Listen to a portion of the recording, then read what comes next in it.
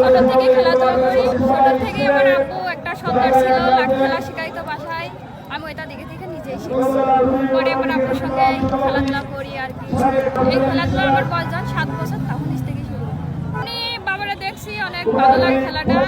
আর দেশের অন্যান্য আর কি খেলাধুলা বাংলাদেশের লাঠি খেলা অনেক সময় নিজে মানে বিপদের মুখ থেকে উদ্ধার হওয়া যায় আর কি। নিজেরা শিখে রাখলে নিজের কাজে লাগে আর কি।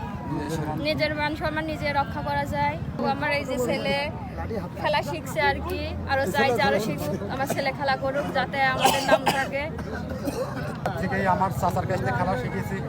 তারপরে দ্বিতীয় সর্দার আমার ওই ময়ান ফকির, তার সাথে দীর্ঘদিন খেলা করেছি। এই সে বছরখানেক হলে মারা গেছে। এখন আমরা এই রাজ্জাক ভাই আছে, উনি আমাদের ডাকেছে, ওনার ডাকে ছাড়াতে আমরা আইছি। আমরা নিজেরাও ধরুন ফুর্তি হয়েছি বা ধন্য মনে করছি, দর্শকেরা যাতে ফুর্তি দিতে পারছি। আপনারা দোয়া করবেন যাতে আমরা আমার মেয়ে বা আমার এই লাঠি ছেলে নিয়ে যাতে আরেকটু উঠতে যেতে পারি।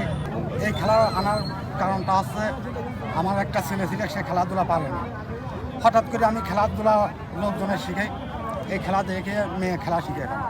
আমি ওই শহরের বিষয়ে কোলে করে ছোট্টকালেতে নিয়ে অনেক জায়গায় খেলা করছি। ওই আনন্দ মানুষের দিতে দিতে নিজেরাও আনন্দ পাইছি।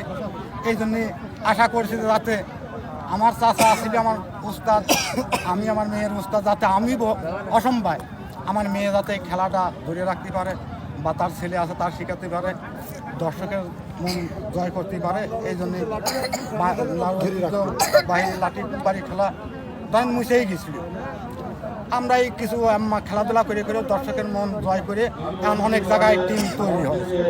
আমার টিমে ধরেন 30 জন সদস্য আছে, যাতে আমরা আস্তে আস্তে একটু উপরে যেতে পারি।